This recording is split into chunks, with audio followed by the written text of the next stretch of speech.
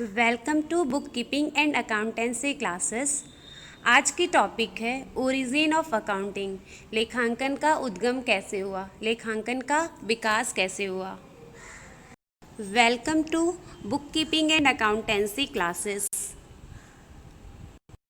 आज की टॉपिक है लेखांकन का उद्गम एवं विकास। इसे इंग्लिश में बोलेंगे origin and development of accounting. तो टॉपिक को स्टार्ट करते हैं। टॉपिक हम लोगों का क्या है? लेखांकन का उद्गम एवं विकास कैसे हुआ।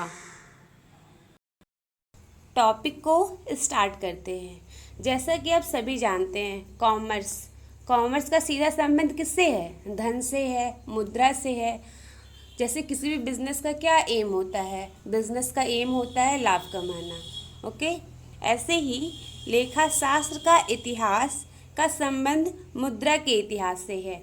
लेखा शास्त्र, बुक कीपिंग एवं लेखाकरण का इतिहास धन के इतिहास से संबंधित है। और इस तथ्य का प्रमाण मनु संहिता के 7वें अध्याय के 127वें श्लोक में दिया हुआ है। ठीक है, इसका स्पष्ट साक्ष्य मनु संहिता के 7वें अध्याय के 127वें श्लोक से प्राप्त होता है, जो कि सम्राट को करों का भुगतान करने से संबंधित है।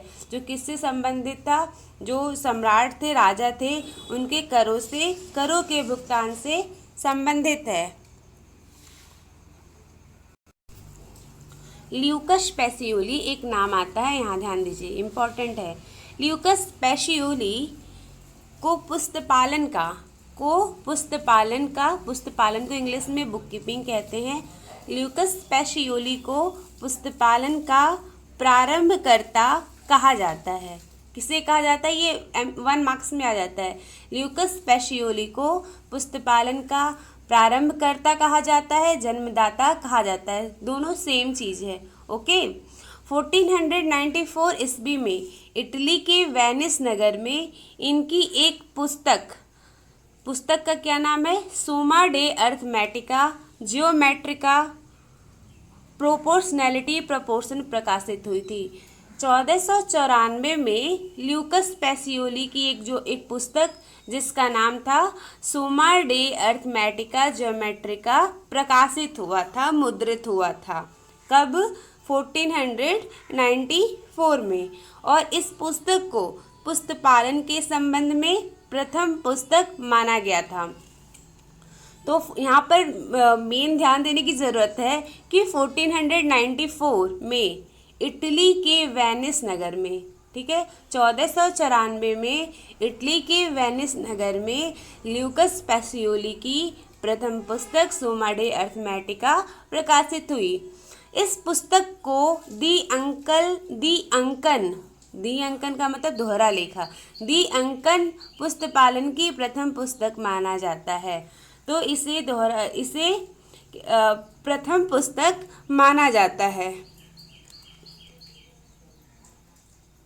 सोमा डे अर्थमेटिका जो पुस्तक ल्यूकस पेसियोली लिखे थे, ये पुस्तक कैसे पुस्तक थी? एक गणित की पुस्तक थी। यहाँ देखिए दिया हुआ है, यह गणित की पुस्तक थी और इसके एक खंड में उस समय के पुस्तपालन की विधि का वर्णन किया गया था। मतलब उस पुस्तक में सोमा डे अर्थमेटिका प्राचीन टाइम में कैसे हम लेखा करते थे, कैसे एंट्री करते थे, पूरा उसमें नियम कानून दिया हुआ था। किस पुस्तक में? सोमा डे अर्थमेटिका में। तो उस पुस्तक के एक खंड में उस समय जैसे लेखा होता था, उस समय के लेखा की एक विधि का वर्णन किया गया था। इस पुस्तक में आज के लेखांकन के सर्वप्रचलित शब्द डेबिट तथा क्रेडिट का उपयोग किया गया था। जैसे आप अकाउंट पढ़ेंगे तो आपको जो भी हम एंट्री करते हैं, ट्रांजैक्शन करते हैं, तो एक ट्रांजैक्शन को हम डेबिट करते हैं, एक को क्रेडिट करते हैं। तो उस पुस्तक में डेबिट क्रेडिट का उपयोग किया गया था। कैसे? मतलब उस जो पुस्तक थी प्राचीन समय में, जो ये सोमा डे अर्थमेटिका, उसमें डेबिट क्रेडिट के उपयोग के बारे में भी बताया गया था। उसने मेमोरेंडम, जर्नल, लेजर तथा विशिष्ट लेखांकन प्रविधियों का विस्तार वर्णन किया गया था। और उस पुस्तक में, जैसे आप अभी जब न्यूमेरिकल वाला चैप्टर हम स्टार्ट करेंगे तो आपको हम बताएंगे, यहाँ दिया हुआ है मेमोरेंडम, जर्नल, लेजर, तो ये सारा आपका न्यूमेरिकल वाला पार्ट है। तो उस पुस्तक में भी दिया हुआ था मेमोरेंडम। मेमोरेंडम को हम बोलते हैं रफ पुस्तक, तो मेमोरेंडम के बारे में दिया हुआ था। जर्नल कैसे करते हैं उसका भी पूरा फॉर्मेट, नियम कानून दिया था। लेज़र का पूरा नियम कानून दिया हुआ था। तो उस पुस्तक में इन सब का वर्णन किया गया था। उसने मेमोरेंडम, जर्नल, लेजर तथा विशिष्ट लेखांकन प्रविधियों का विस्तार से वर्णन किया था। इस पुस्तक का अंग्रेजी अनुवाद, जो ये पुस्तक था, कौन सा पुस्तक, सुमा डे अर्थमेटिका, और कहीं कहीं इस पुस्तक को ना डी कंप्यूटिसेट स्क्रिप्चरिस भी लिखा जाता है, तो कंफ्यूज मत होइएगा। ओके,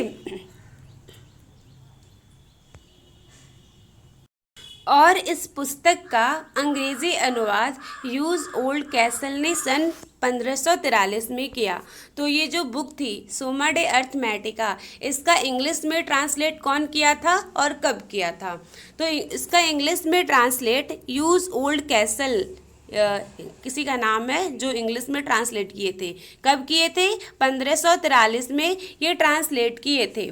और इस पुस्तक के प्रकाश के पहले, मतलब जो दोहरा लेखा प्रणाली, जो डेबिट क्रेडिट नियम था, जो भी था, सब बिखरे हुए रूप में प्रचलित था।